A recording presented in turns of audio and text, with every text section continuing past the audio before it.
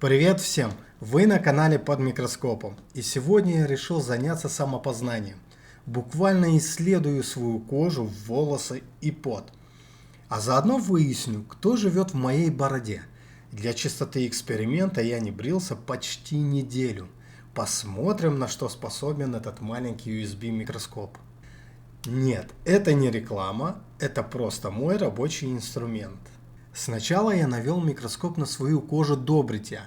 То, что вы сейчас видите, это черные волоски бороды, которые растут под разными углами, некоторые почти горизонтально. И да, кожа оказалась частично прозрачна, можно разглядеть, как волосы уходят вглубь.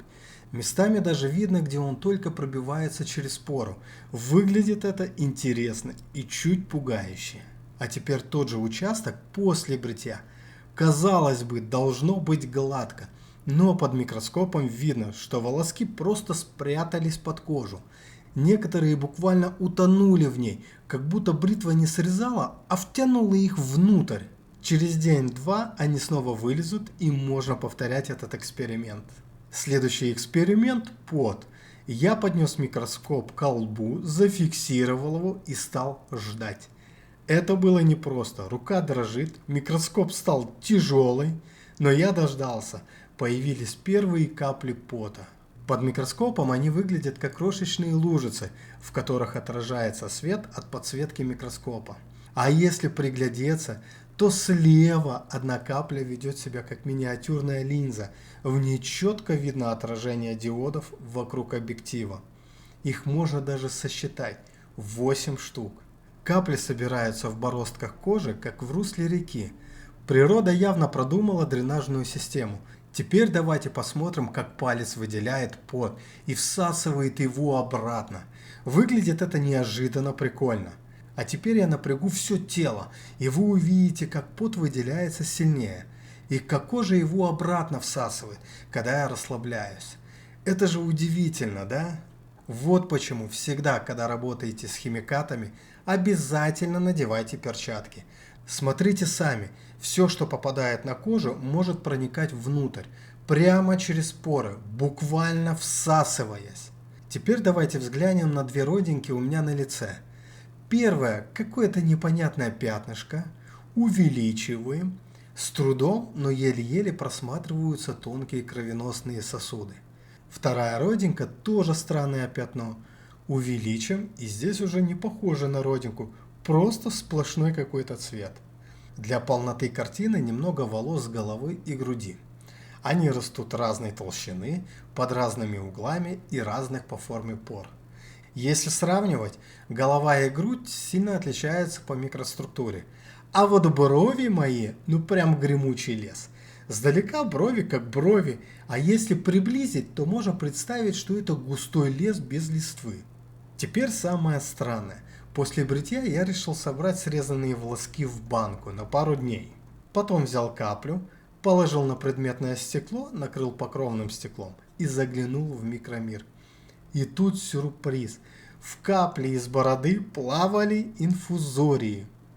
Немного, но они есть. Настоящие живые ресничные организмы, которые двигались и явно чувствовали себя отлично. То есть моя борода стала инкубатором. Есть два варианта. Они жили на коже, а при бритье попали в банку. Или, более вероятно, появились позже, когда банка стояла открытой, а внутри было тепло, влага, остатки кожи и волосы, то есть инфузории пришли на пир и размножились. Микромир рядом, иногда буквально на лице. Волосы, пот, кожа – все это живет своей жизнью, которую мы не видим. Но стоит взять микроскоп, и привычное превращается в чужую планету. И иногда с неожиданными обитателями. Если вам интересно продолжение, например, что можно увидеть в глазах или на ладони, обязательно подписывайтесь. У меня много новых идей и живых наблюдений. Вы были на канале Под микроскопом. Спасибо, что смотрите. Подписывайтесь, нажимайте на колокольчик. И помните, интересное не только вокруг нас, но и внутри нас самих. До встречи в новых исследованиях. Пока-пока. Посмотрим, на что... Ай, блядь. Давайте посмотрим, на что способна. Кожа оказалась И да, оказалась Местами даже видно... Что я несу? Это было непросто. Рука дрожит. Да что же ты такое несешь? Ты неуч, блядь. Крошечные лужицы, в которых отражается свет от подсветки микрофона. Под микроскопом... Бля, в натуре мне кок нужен. Капли собираются в бороздках кожи, как в русле реки. Природа... Что природа? Природа явно продумала дренаж.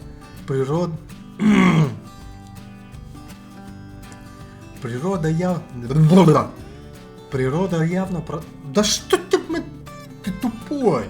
И вы увидите, как пот выделяется. Ой. Вот почему всегда, когда работаете с... Да что с тобой? Вторая родинка тоже странное пятно. Пятно. Для порно. Для полноты картины немного волос с головы и груди. Иногда с неожиданными обитателями. Что ты уже вообще говорить не можешь? Интересно не только вокруг, но и внутри нас самих. До встречи в новых исследованиях. Пока-пока.